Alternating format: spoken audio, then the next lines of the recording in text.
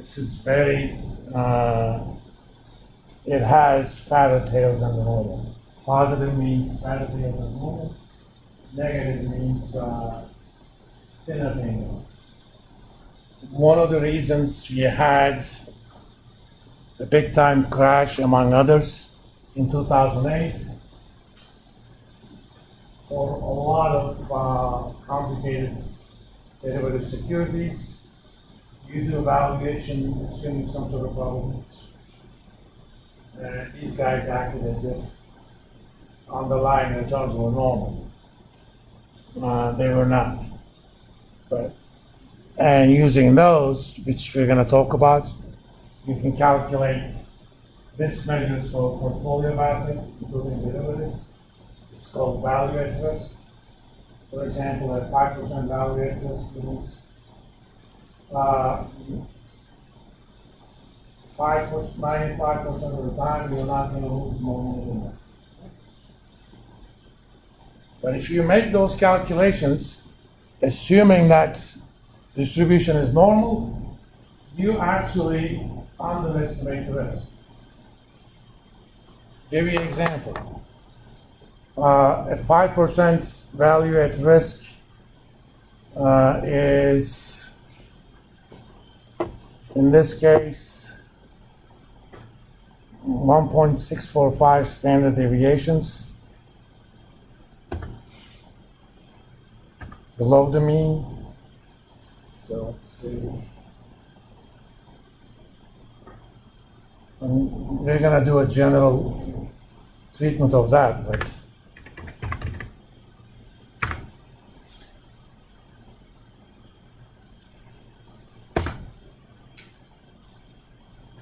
so if I have $1 million portfolio,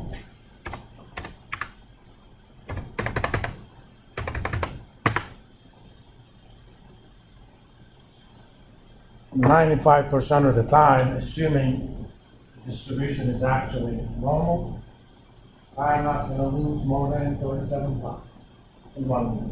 Okay.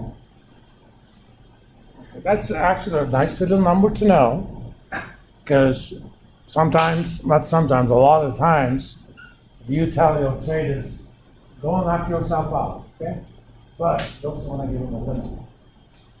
The way you determine the limit, you determine your value at risk for $1 million. If the maximum you're willing to tolerate is to lose, let's say, $200,000 in 1 week, then you divide $200,000 by that number. That's the number of millions of dollars is limited. And we're going to do a treatment of that too. But this number is estimated using the assumption that it's normal.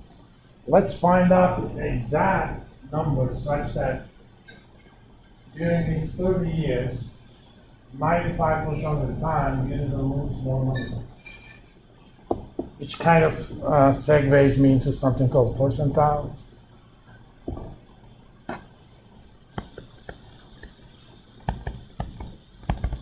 For example, 10th percentile means 10% of time, the outcome is lower. Median by default is 50th percentile, for example. So if I want to know the actual 95% value at risk, I'm going to get the 5th percentile. It has two arguments. The first is the data. The second is the number, 0.05.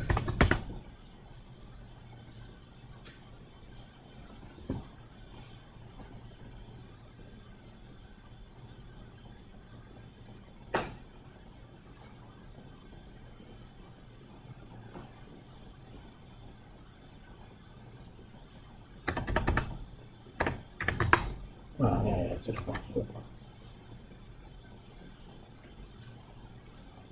In this case, it happens to be roughly similar, but that's not always the case. Okay?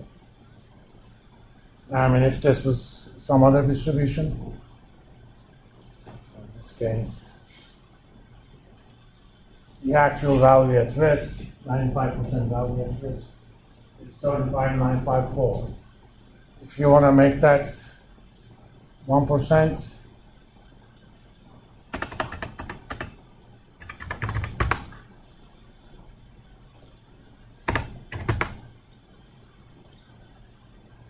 let me make sure.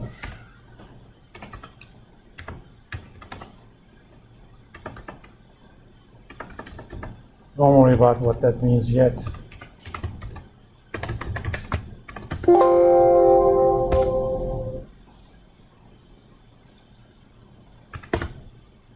Yeah.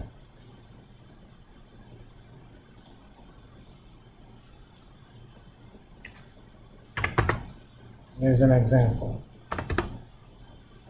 Assuming that distribution was normal, 1% of the time you didn't expect to lose more than 59.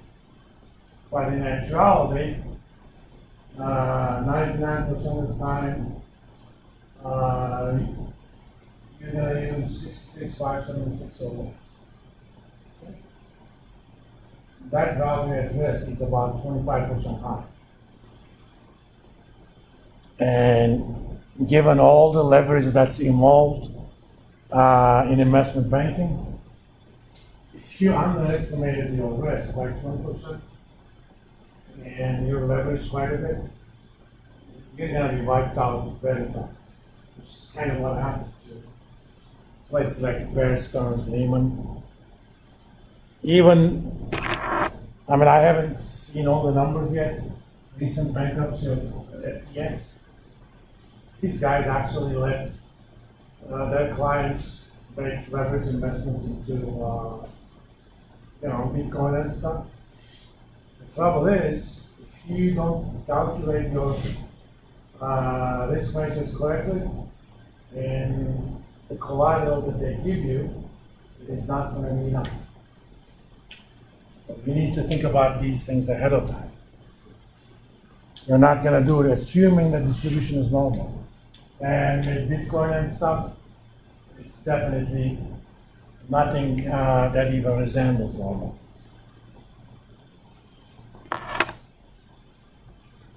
All right. We can add more. Let me do one. Insert here, column. I want to actually calculate kind of equivalent of mean or measures of dispersion. So what I'm going to do,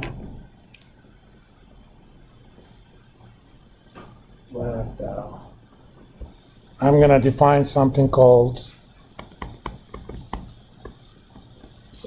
trimmed MAD. Trim mean absolute deviation.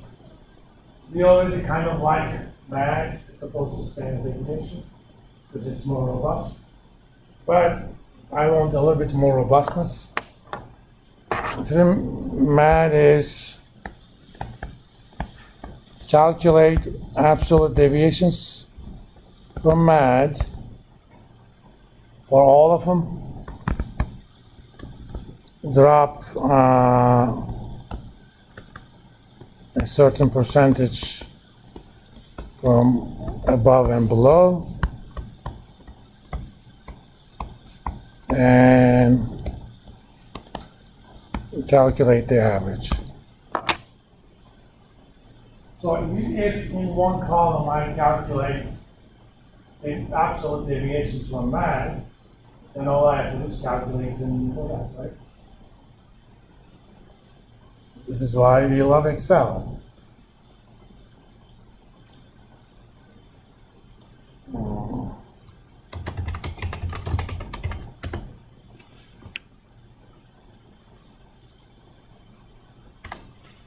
Take that return or absolute value of, take that return minus MAD of course, fix that one.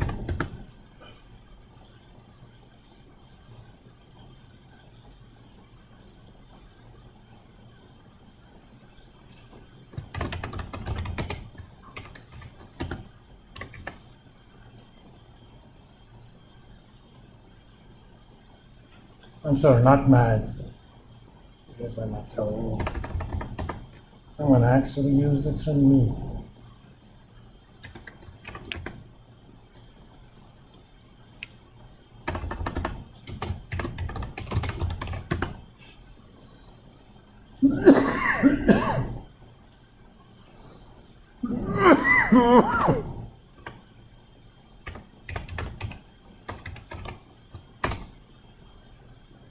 Got those. And use the trim percent.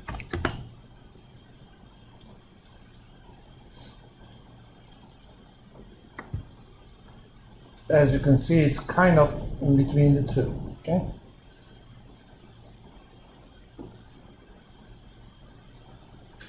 But this is kind of our way of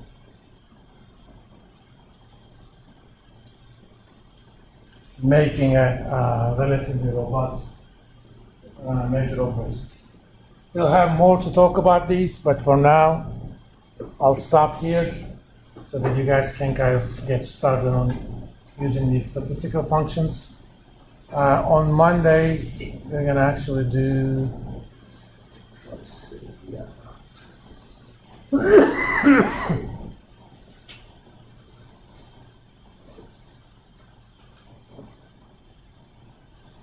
Yeah, a little bit more than that. We're gonna go into percentiles, quartiles, and that sort of stuff, okay? And we'll do it for portfolios as well as individual stocks. Any questions, guys? Then on Monday, we'll see exactly how many people we'll still have. But given this is a senior class, it's almost certain that we're gonna be 15. Then I'll divide you guys into groups of 3 so that you can do the rest of the stuff for the group. Week 3, we're gonna start the investing simulation, right? I'll see you guys. I'm gonna have the lectures